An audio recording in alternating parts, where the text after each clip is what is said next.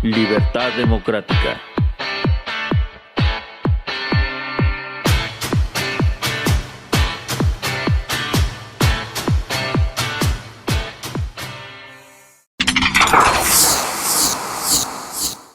Hoy tratamos un tema interesantísimo que es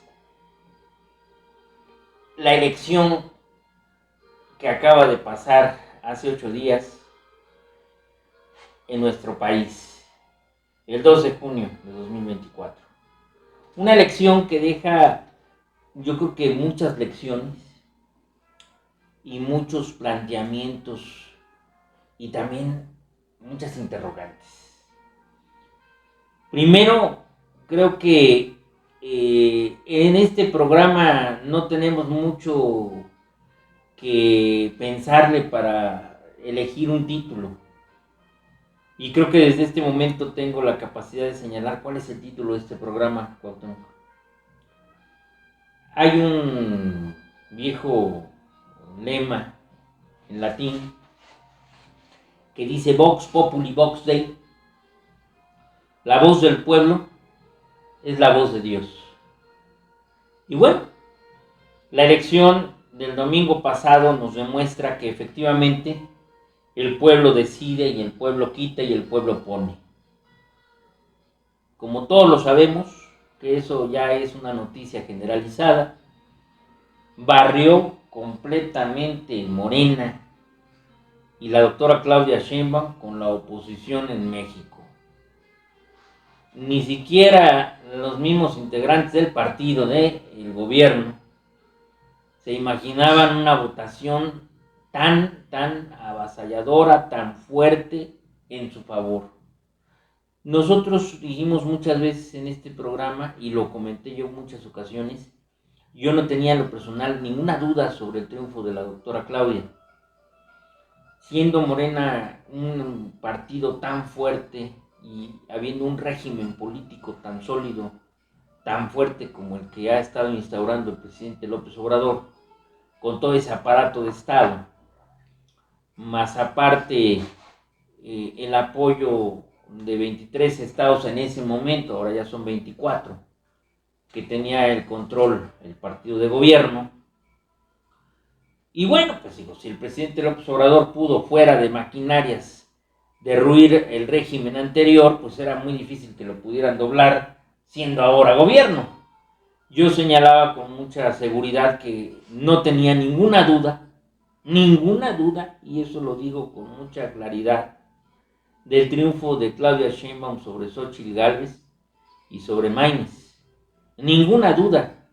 E incluso yo lo dije muchas veces, Claudia triunfaría encima de cualquier otro tipo de candidato o candidata de oposición, porque tenía las condiciones políticas y electorales en su favor, y los recursos económicos y políticos a su favor, incluyendo el aparato de Estado, federal y de 23 estados. Sin embargo, lo que sí es sorpresa para todos, incluyendo para nosotros, para mí en lo personal, pues es la magnitud de la votación y la gran diferencia que hubo entre la primera posición y la segunda. Entonces, de entrada queremos empezar este programa felicitando a la doctora Claudia Sheinbaum por su triunfo avasallador, porque fue una decisión de la gran mayoría del pueblo mexicano y porque pues así es la democracia. Pues efectivamente esta votación fue abrumadora y eso nos permitió escuchar la voz del pueblo mexicano. Sin embargo, es muy importante que nosotros no nos quedemos nada más con la cifra, casi 36 millones de votos, sino que entremos a escrutar esa voz del pueblo. Digo, a profundizar en las modalidades, en los matices, en los alcances, y a entender, pues, que tú lo mencionaste al principio, estos interrogantes que una votación de esta naturaleza plantea. En principio, señalaría yo que México entra a un nuevo régimen político. Esa votación sienta las bases de un nuevo régimen político, cuyo eje será el presidencialismo, como ha ocurrido en estos años del régimen López Obradorista, pero un presidencialismo con más vitalidad y con más fuerza. Claro. Pues nos encontramos una vez más en otro episodio de Libertad Democrática. Nuevamente estamos aquí con mucho gusto sus amigos Cuauhtémoc Velasco, Juan José Cano. A la orden. Y pues para tratar ahora sí que muchos temas interesantes e importantes sobre la vida nacional, como lo hemos dicho, siempre lo hacemos con la intención de ser objetivos e imparciales. Y pues como iniciamos los programas al triunfo de la verdad científicamente comprobada y comprobable, y por el progreso del género humano, pues aquí nos encontramos. Hoy tratamos un tema interesantísimo que es la elección que acaba de pasar hace 8 días en nuestro país, el 2 de junio de 2024. Una elección que deja, yo creo que muchas lecciones y muchos planteamientos y también muchas interrogantes. Primero, creo que en este programa no tenemos mucho que pensarle para elegir un título. Y creo que desde este momento tengo la capacidad de señalar cuál es el título de este programa, Cuauhtémoc. Hay un viejo lema en latín que dice Vox Populi Vox Dei. La voz del pueblo es la voz de Dios. Y bueno, la elección del domingo pasado nos demuestra que efectivamente el pueblo decide y el pueblo quita y el pueblo pone. Como todos lo sabemos, que eso ya es una noticia generalizada, barrió completamente Morena y la doctora Claudia Sheinbaum con la oposición en México. Ni siquiera los mismos integrantes del partido del gobierno se imaginaban una votación tan avasalladora, tan fuerte en su favor. Nosotros dijimos muchas veces en este programa, y lo comenté yo en muchas ocasiones, yo no tenía en lo personal ninguna duda sobre el triunfo de la doctora Claudia. Siendo Morena un partido tan fuerte y habiendo un régimen político tan sólido, tan fuerte como el que ha estado instaurando el presidente López Obrador, con todo ese aparato de Estado, más aparte el apoyo de 23 estados en ese momento, ahora ya son 24, que tenía el control el partido de gobierno. Y bueno, pues digo, si el presidente López Obrador pudo, fuera de maquinarias, derruir el régimen anterior, pues era muy difícil que lo pudieran doblar siendo ahora gobierno.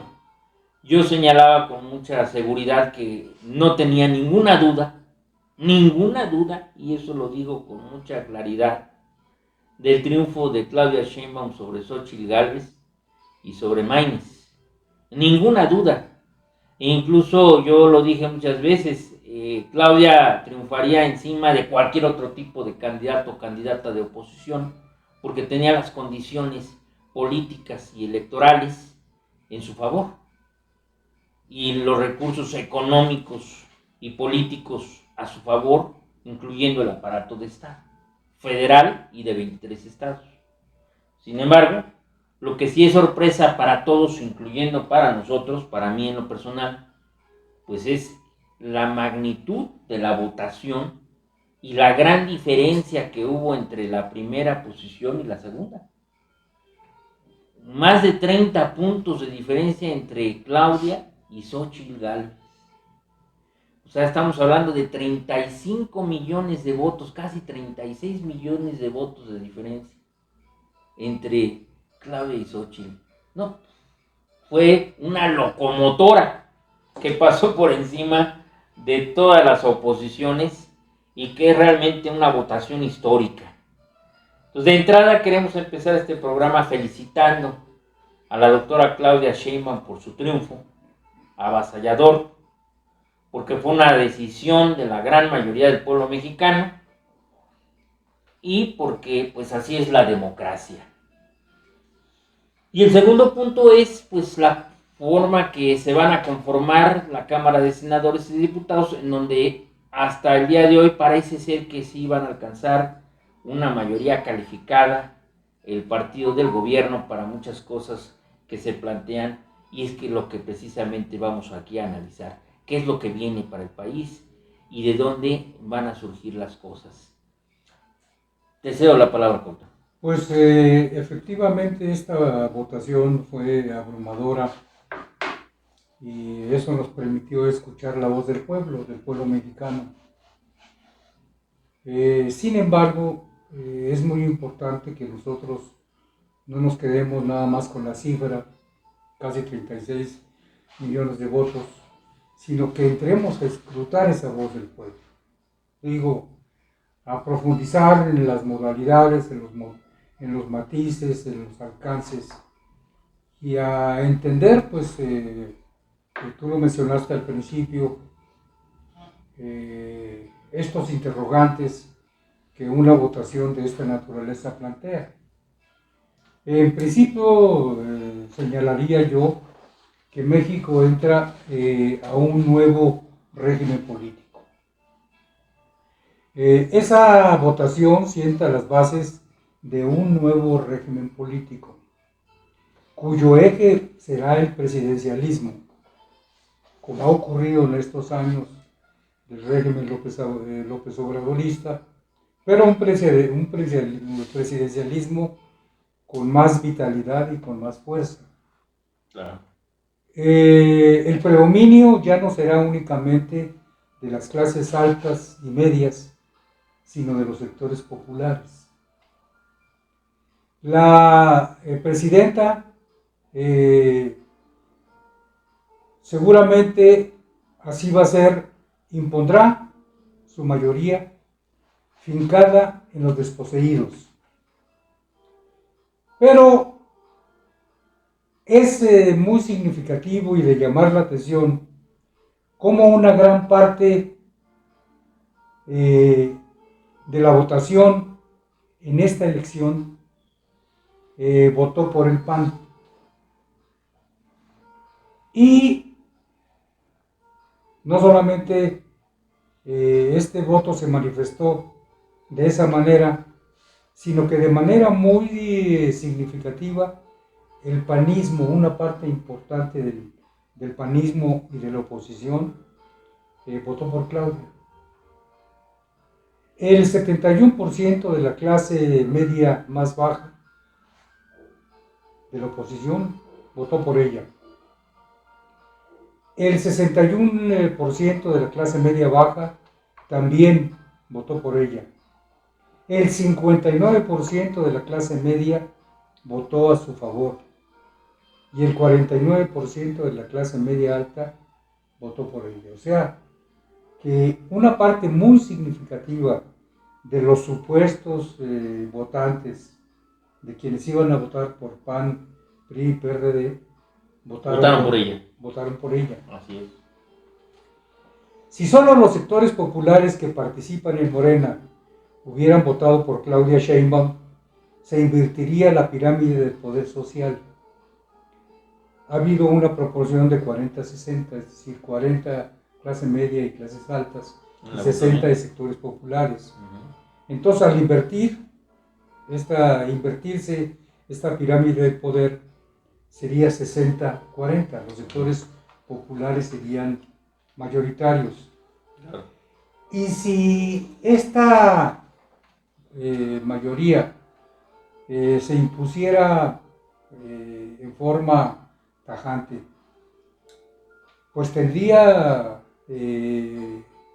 varias consecuencias que es importante puntualizar.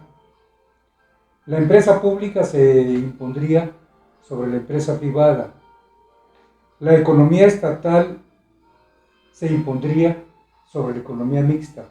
Economía mixta entendemos economía del sector Claro. público y del sector privado.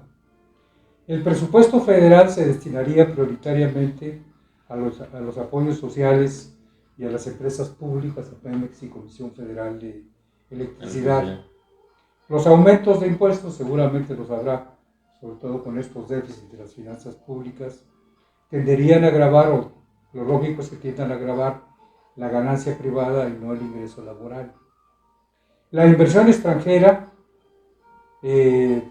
sería fundamentalmente bienvenida para favorecer los rubros económicos prioritarios para el gobierno, como pudiera ser el caso del nearshoring, que se le ha estado prestando mucha atención en estos últimos meses. Aquí en la Ciudad de México hay toda una corriente estudiando su alcance, y también Claudia Sheinbaum ha mencionado que ella impulsará como presidenta de la República la transición energética. O sea, seguramente se va a recibir inversión extranjera, pero en estos rubros. Obviamente las concesiones públicas no beneficiarán a las empresas extranjeras, las que se otorguen o las que se cancelen y vuelvan a asignarse. No se fortalecerá la educación privada, sino la educación pública, igual que la medicina pública y no la privada.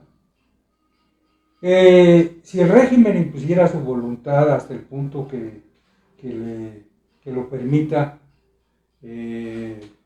las fuerzas organizadas, pues tendría que haber un movimiento de la ciudadanía organizada o una acometida de los partidos de oposición o una reacción de los mercados y de los países con quienes hemos firmado tratados comerciales.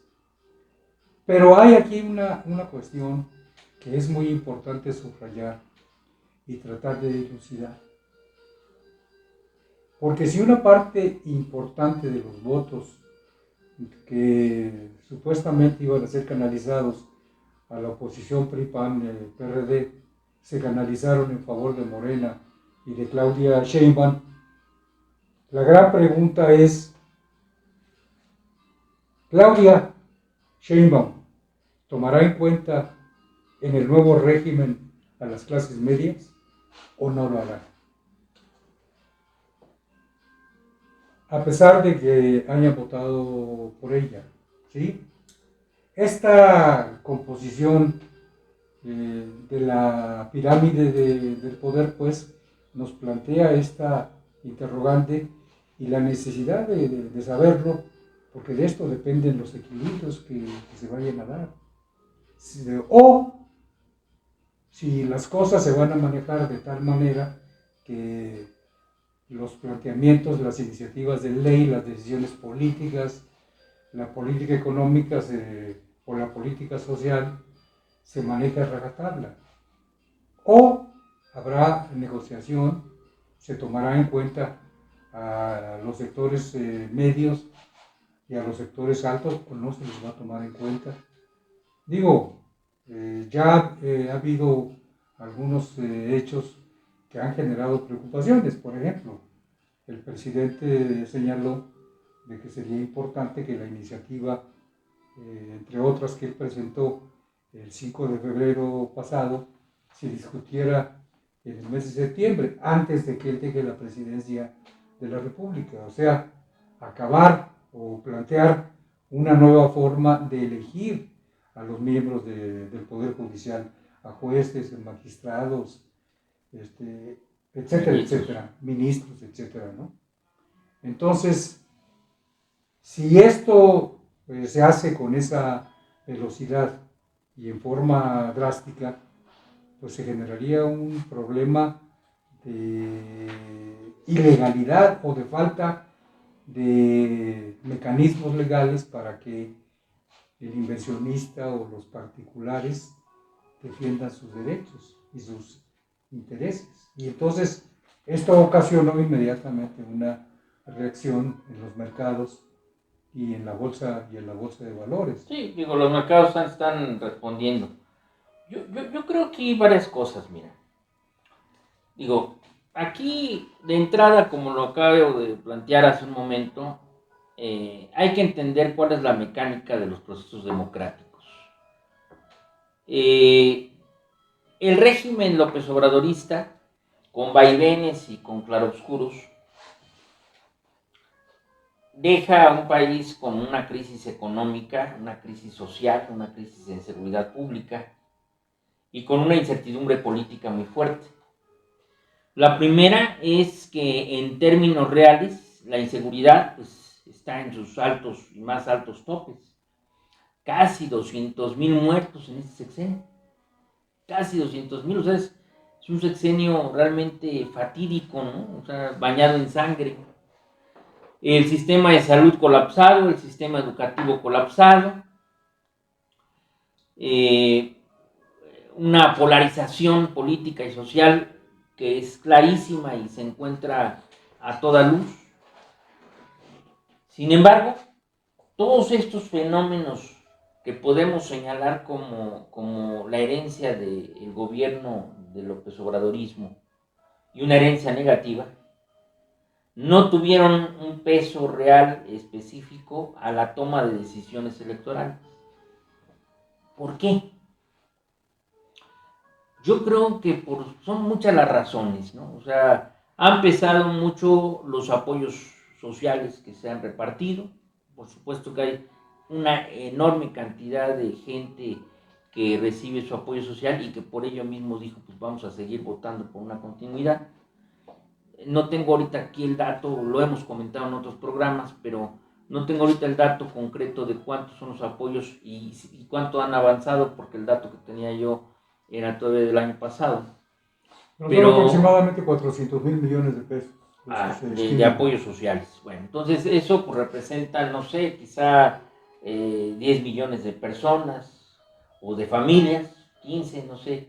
Ese es el dato que yo quisiera encontrar y lo vamos a checar. Pero vamos a poner que estemos hablando que estos apoyos sociales representan 10 millones de familias que reciben su recurso. Bueno, pues ahí tenemos asegurados 10 millones de votos. Yo lo he dicho muchas veces en este programa. En Morena tiene un voto duro, aproximadamente de 15 o 16 millones de personas. Es el voto duro de Morena. Entonces, ¿qué significa? Que por Claudia Sheinbaum votaron el doble y un poco más incluso de su voto duro.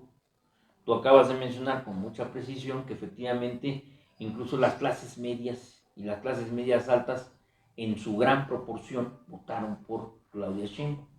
Bueno, ¿qué es lo que significa?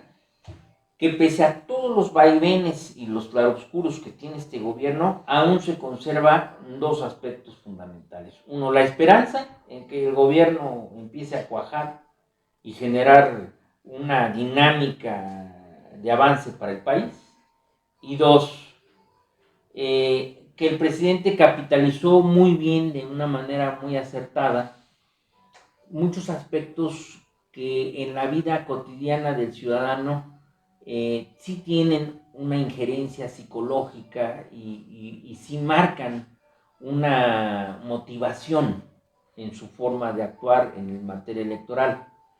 Cuando el presidente planteó el tema de las reformas, que son 18 reformas constitucionales, en donde viene la reforma al Poder Judicial, en donde viene la desaparición de los órganos autónomos, para mencionar las más trascendentales, son más, pero ahí están dos de las más importantes.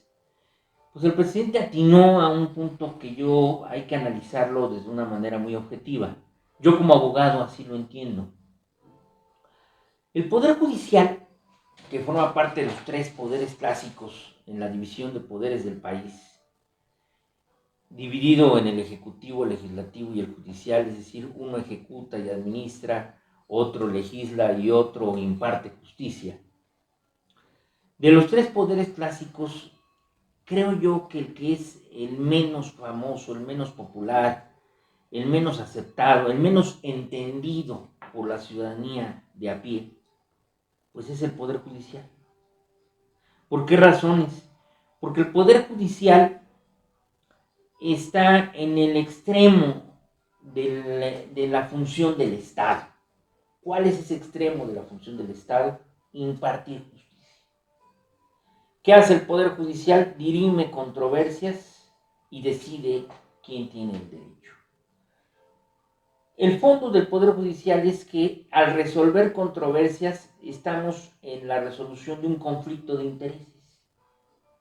En todo proceso judicial, civil, familiar, mercantil, penal, laboral, hay un conflicto de intereses entre dos partes.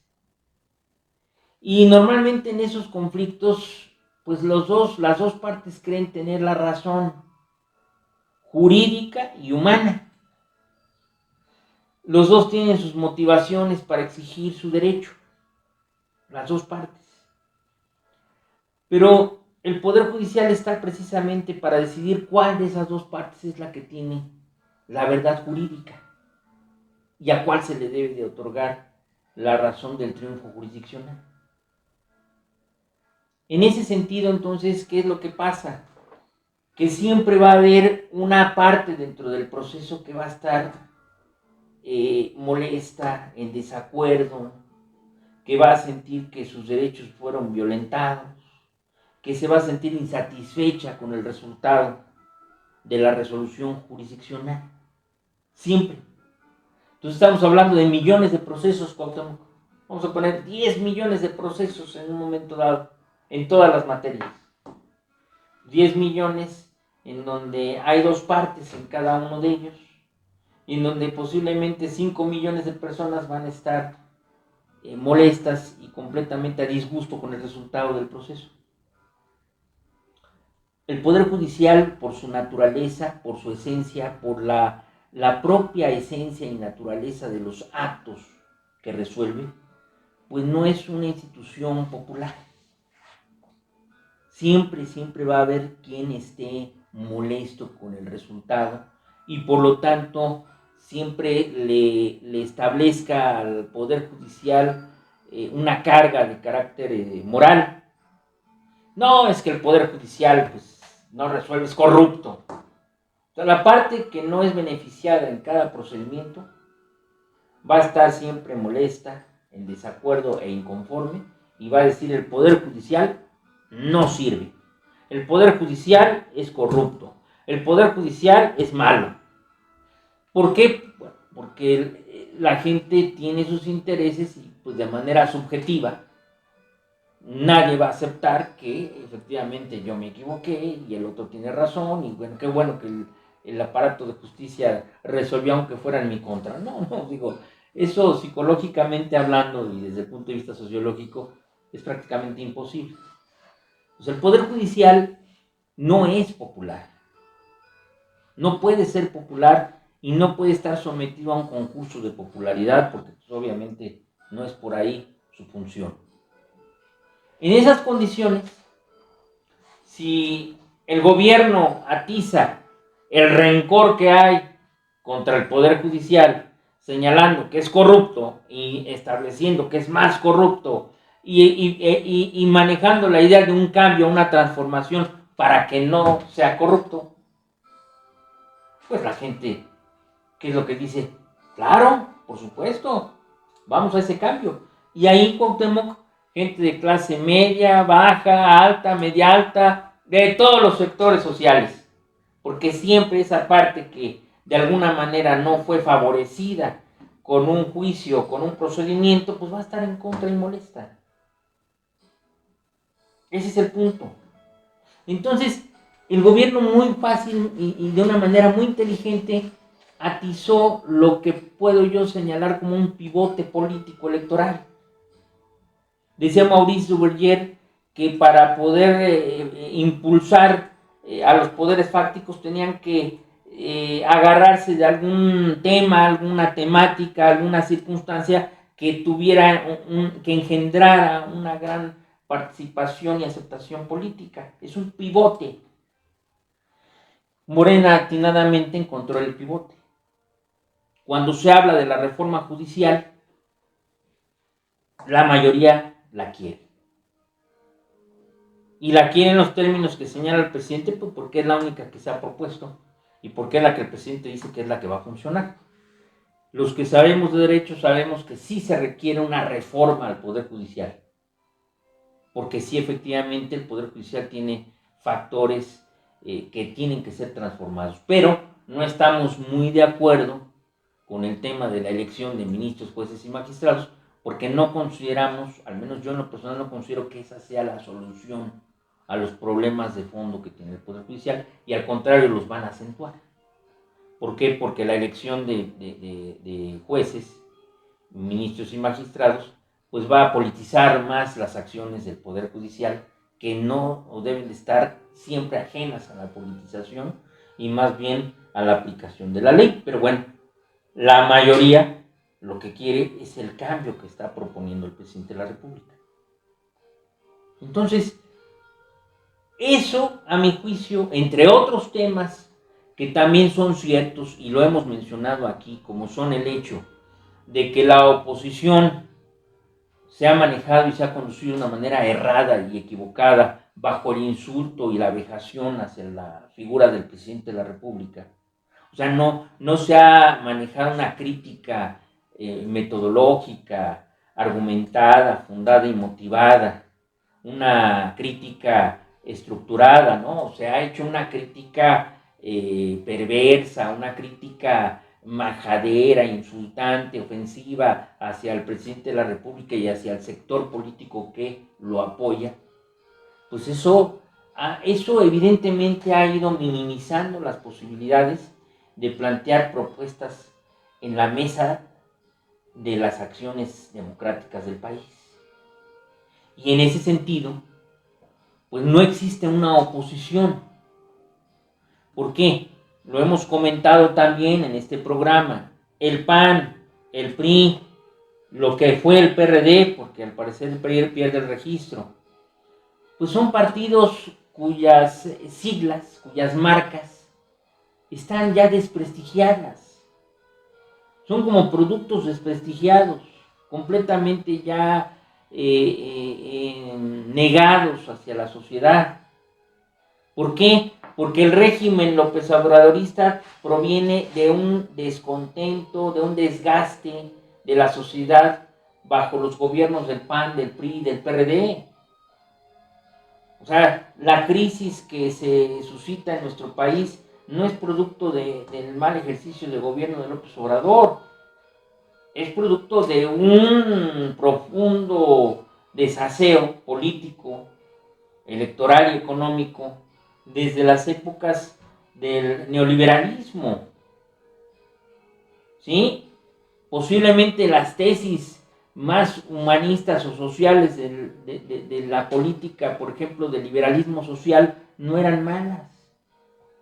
Pero desgraciadamente lo que imperó en los gobiernos del PAN y del PRI de los años que acaban de terminar, del siglo XX y principios del siglo XXI, pues son gobiernos muy corruptos, gobiernos que llevaron al país a 70 millones de pobres extremos, en extrema pobreza, a una crisis social muy fuerte y obviamente a una una destrucción de la estructura social que se logra, se nota en la violencia y en la inseguridad que el país tiene, en el crecimiento del crimen organizado.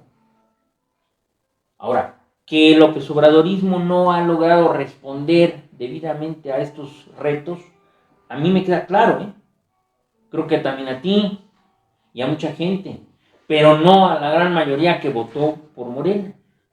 ¿Por qué? Porque también lo que yo estoy entendiendo en todo esto y que es también aceptable y es entendible es que se está dando un voto de confianza a la izquierda, que a final de cuentas es la postura más progresista en el tablero electoral, que a PRI, PAN, PRD y compañía, que estaban conducidos de una manera errónea y que además forman parte de estructuras políticas que han sido probadamente acreditadas por corrupción.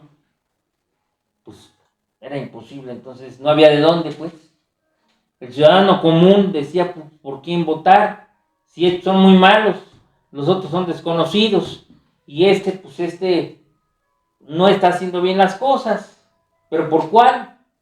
Pues al final la gente lo que decidió es dar un voto de confianza a aquella postura progresista. Ahora, que este cambio político tenga un resultado muy positivo en las acciones de gobierno y en la estructuración de un nuevo Estado mexicano, eso está por verse. Yo creo que en la actualidad, y eso es algo que tenemos que entender, que el llamado de la sociedad mexicana es a atender los planteamientos que el presidente de la República y que su régimen ha establecido en la línea de acciones políticas y de reformas. ¿Se quiere la desaparición de órganos autónomos? Pues al parecer la sociedad sí las quiere. Pero aquí el problema de fondo que se ha planteado a raíz de este proceso electoral es el proceso de la gobernabilidad. ¿Cómo se va a dar esa gobernabilidad para poder provocar que el país se conduzca de manera civilizada y que al final de cuentas se recorra por los caminos de la ley, por los caminos de la civilidad? Entonces, yo creo que es muy importante, pues, precisamente hacer el análisis y ver los elementos, los factores que ya con este proceso electoral, con todo lo que conlleva, se está planteando para que tengamos claridad de cómo se van a dar las cosas, de por dónde se va a avanzar, de cuáles son los riesgos, de cuáles son las medidas que deberán de adoptarse. Digo, evidentemente que en el pasado, y López Obrador se ha cansado de decir, pues, todas las anomalías y los hierros y las equivocaciones y las corruptelas, en fin, tantas cosas que se hicieron mal.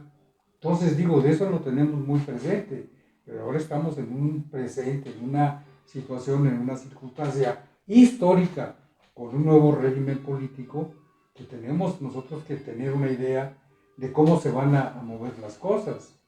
Y me parece fundamental que se valore si las clases medias y los sectores privados van a ser tomados en cuenta, o si se va a actuar de forma drástica como se plantea con esta propuesta presidencial de que el asunto del Poder Judicial se discuta y se apruebe en el mes de septiembre. ¿Por qué? Porque efectivamente el Poder Judicial tiene muchos vicios. Tú ya apuntaste algunos de ellos. Hay un problema de corrupción. Quien hemos vivido procesos jurídicos, pues nos tropezamos con esas corruptelas y que obviamente nos frenan y lastiman y nos dificultan el que las cosas puedan dirimirse estrictamente en términos de la ley. Y hay ahí una serie de manejos que se pusieron en evidencia ahora que se presentó la denuncia en contra de los colaboradores de Saldívar, que escuchando la voz de los Pinos, pues ¿De Palacio Nacional? de Palacio Nacional, pues buscaban que las sentencias fueran favorables a lo que el poder presidencial quería.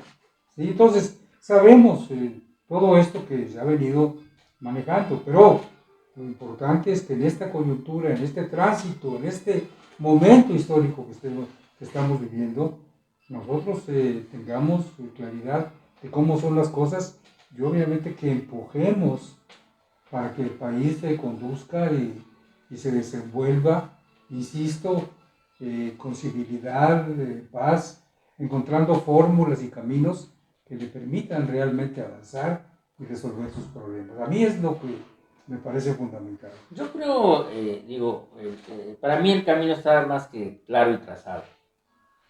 ¿Qué es lo que está pasando en el camino claro y trazado? Las reformas políticas constitucionales que presentó López Obrador, a mi juicio, esas son la base estructural del proyecto que va a impulsar Claudia Sheinbaum. Es decir, no creo sinceramente que la doctora Claudia Sheinbaum le cambie una coma a todas estas propuestas. Pero aquí juegan también los tiempos. Y si se abre la discusión o no se abre, si simplemente se van a llevar al Pleno las iniciativas y sin mayor análisis y deliberación se van a votar. Digo, eso es lo fundamental. Yo creo que por ahí va el asunto. Te voy a decir por qué. Porque efectivamente lo más adecuado para el país es que hubiera una gran discusión, un gran debate nacional sobre esas reformas. Y al final se hicieran reformas, pero reformas aterrizadas en donde también se tomen en cuenta las minorías, ¿sí? Mayorías y minorías, ¿sí? Eso es importante. En una democracia tiene que haber mayorías y minorías, y tiene que haber un gran debate, una gran participación, porque se tienen que escuchar todas las voces. Esa es la democracia. Pero está la otra visión interpretativa de la democracia, la que a mi juicio impera en el régimen. ¿Cuál es la otra visión interpretativa de la democracia? La democracia es la mayoría. O sea, la mayoría está a mi favor. La mayoría me dio la coyuntura para que yo tome las determinaciones. Entonces, ¿por qué escuchar a las minorías cuando ellos no tuvieron el pero favor? Eso no es democracia. No, pero esa es la otra interpretación que se le está dando a la democracia. Cuando el presidente de la República dice que ahora vivimos en una genuina democracia, es a lo que él se refiere. O sea, en su pensar, en su forma de pensar, en su interpretación personal, que es a mi juicio la misma interpretación que tiene toda la gente que forma parte del partido en el régimen, incluyendo también de la doctora Claudia Sheinbaum, pues es, ahora se vive una genuina democracia porque el pueblo es el que decidió. O sea, ahora no hubo imposiciones de la cúpula, de la élite del poder o la mafia del poder que le llamaba López Obrador. ¿Cuál era esa mafia del poder? Pues las cúpulas económicas, el sector de la cúpula financiera, el sector de la cúpula empresarial y el sector de la burocracia dorada de los grupos del poder. Bueno, esa cúpula era la que decidía, y es verdad. Al final de cuentas ellos eran los que decían quién iba o quién no iba en el poder. ¿Cómo llega Peña Nieto al poder? Pues gracias a ellos, en fin, eso es obvio. La interpretación que ellos traen ahora es, pues ahora se vive una genuina democracia. ¿Por qué? Pues porque es el pueblo quien eligió al pueblo. Pero las cosas ¿Sí? no se pueden aprobar automáticamente. Por ejemplo, esto que tú mencionabas al principio, de la modificación del número de integrantes de la Cámara de Senadores y de la Cámara de Diputados, de acabar con las plurinominales y de que solo prevalezcan las elecciones, las de mayoría relativa. Así es. ¿Sí? El asunto implica una discusión y un análisis, porque el país libró una batalla muy fuerte yo estoy de acuerdo con muchos eso. años O sea, para sí, que hubiera plurinominales, claro, o sea, porque eso le dan voz y claro. voto a las minorías. Yo estoy de acuerdo con eso. Pues, de hecho, la izquierda de ahí se nutrió para llegar al poder. Si no hubiera sido por la existencia de lo que al principio se le llamó diputados de partido y después se fue convirtiendo en plurinominales, ¿sí?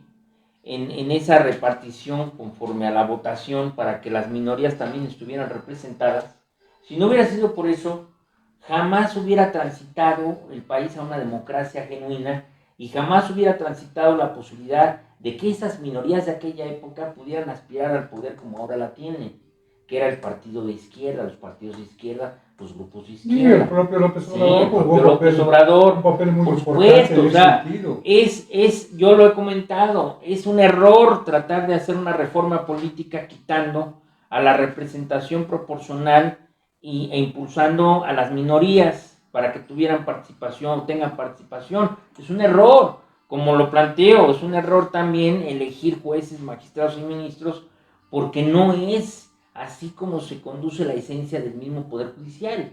Pero en la dinámica de la situación que vivimos ahorita, Cuauhtémoc, tenemos que entender una cosa. Que una cosa es lo que nosotros consideramos lo que debe ser y otra cosa es lo que va a ser el ser. Y en esa dinámica, por la forma en que votó la sociedad mexicana, por la forma en que ya está representado el poder dentro de nuestro país, guste o no guste, las cosas van a transitar conforme a la idea del poder hegemónico. Yo creo que los cambios son bienvenidos. Es decir, yo creo que los cambios en el Poder Judicial son indispensables, de acuerdo. No hay una oposición feroz a esos cambios, pero sí la demanda de que las cosas se manejen con prudencia, con a lo que quiero llegar es que esa cautela que tú comentas realmente ya no tiene mucho eco.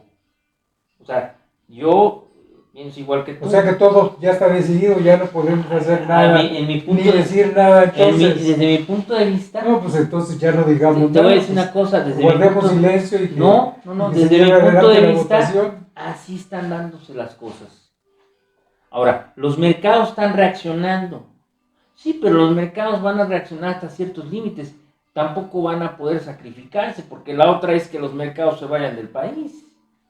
Porque realmente estén empezando a ver que aquí se va a instaurar un régimen socialista o completamente contrario al régimen de mercados, al libre comercio, a la propiedad privada. La otra es que empiecen a observar eso, pero ¿qué es lo que sucede? Los mercados reaccionan, pero también van a reaccionar con la timidez y la prudencia necesaria. No creo, no enfrentándose, al poder público, Hoy, por ejemplo, si mal no recuerdo, la jornada menciona todas las salidas de recursos que ha habido hacia varios países, una cantidad muy importante. O sea, en las crisis anteriores, la salida de capitales generó que el país entrara en una situación de crisis caótica. Sí, por supuesto. Entonces, no podemos nosotros decir, no, pues no va a pasar nada. Totalmente de acuerdo. Tenemos que recuperar las experiencias de la historia. No, lo que estoy diciendo es sí va a pasar. O sea, lo que yo te estoy diciendo es sí va a pasar. Sí va a pasar. O se manejan con prudencia también los mercados, o va a pasar. A lo que yo te estoy planteando es que yo no veo condiciones que el régimen se flexibilice. Ese es a lo que yo voy. Al menos hasta el día de hoy, la doctora Sheinbaum no ha dado luz a una posible flexibilización. Dijo que habría que analizar, sí, pero eso es muy vago. Ese también lo ha dicho Fernández Noroña, lo han dicho otros que son incluso más radicales. No, ese punto al que yo voy es, a mi juicio, es el siguiente. Por eso lo comenté desde un principio. Si lo que les dio la votación masiva al régimen en el poder es el planteamiento de propuestas extremas, como son las 18 propuestas constitucionales, tanto en el ámbito del Poder Judicial como de órganos autónomos, reforma a la estructura de partidos, reforma a la estructura de repartición de diputaciones, en fin, todos esos cambios son los que le dieron la votación masiva al país del régimen. Entonces, ¿qué es lo que dicen? Pues, ¿por qué cambiarle una coma a algo que generó en la sociedad esa inquietud, al menos para ellos electoralmente positiva? O sea, los que se oponían a todo eso, pues era el PRI, PAN, PRD y Movimiento Ciudadano. ¿Qué votación tienen? Pues están unificados, el PRD ya perdió el registro. El PRI y el PAN, pues están en vías. Movimiento Ciudadano, pues creció de una manera ahí subjeticia, porque en otras partes se retrocedió. Por ejemplo, en Jalisco retrocedió muchísimo en presidencias municipales, en diputaciones locales. En Nuevo León también ya retrocedieron en diputaciones locales, en presidencias municipales. Perdieron incluso Monterrey. Vamos, a lo que yo te estoy planteando es, por eso dije al principio, Vox Populi Vox Dei, o sea, nos guste o no nos guste, la sociedad lo que está pidiendo es que se agite el Estado mexicano, el gobierno, que el aparato de Estado se agite. Y al parecer, porque no encuentro otra explicación a la votación que se sucedió el domingo pasado, pues la sociedad está de acuerdo con eso. Entonces, si yo fuera diputado de Morena, o el propio presidente López Obrador, o estuviera cercano a la doctora Claudia, ¿qué le digo? Pues no hay que movernos, pues la gente votó por eso. Pues ¿para qué vamos nosotros a entrar a un debate sobre algo que la gente claramente está señalando. Estoy de acuerdo con lo que dices. Y curiosamente, Cuauhtémoc, pues tú mismo lo acabas de señalar en los porcentajes de votación, una gran parte de la clase alta, una gran parte de la clase media están de acuerdo con todo eso. Por eso lo comenté. La explicación que yo entiendo de esto es que sí hay mucho rencor, mucha molestia, mucha apatía, pero también muchísima idea contraria al Poder Judicial y creo también a los órganos autónomos.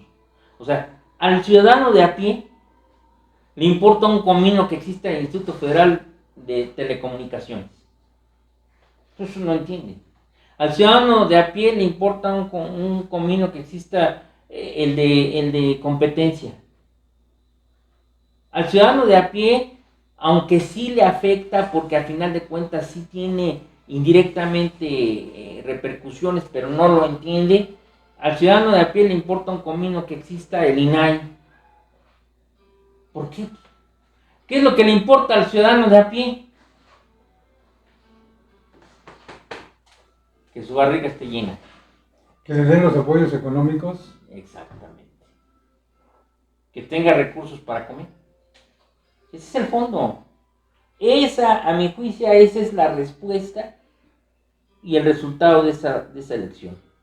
Y estoy de acuerdo contigo, o sea, hay un retroceso y va a haber un retroceso de aprobarse las reformas como están. Pues va a haber un gran retroceso democrático. Por supuesto que lo va a haber. Pero la sociedad es lo que está pidiendo.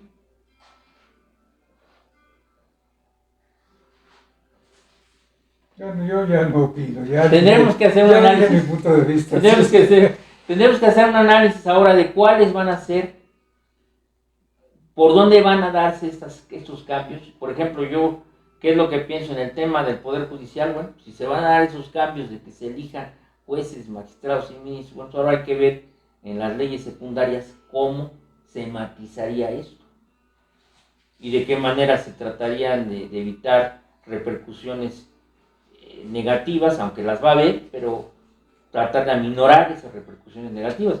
Cómo se va a plantear un nuevo sistema de equilibrios de pesos y contrapesos sin los órganos autónomos. Es lo que vamos a tener que ir dilucidando en estos programas. Bueno. Por ahí va. Pues digo, por el día de hoy yo creo que ha sido suficiente. Agradecemos su presencia a todos y nuevamente pues estaremos hasta el próximo programa. Muchas gracias. Muchas gracias.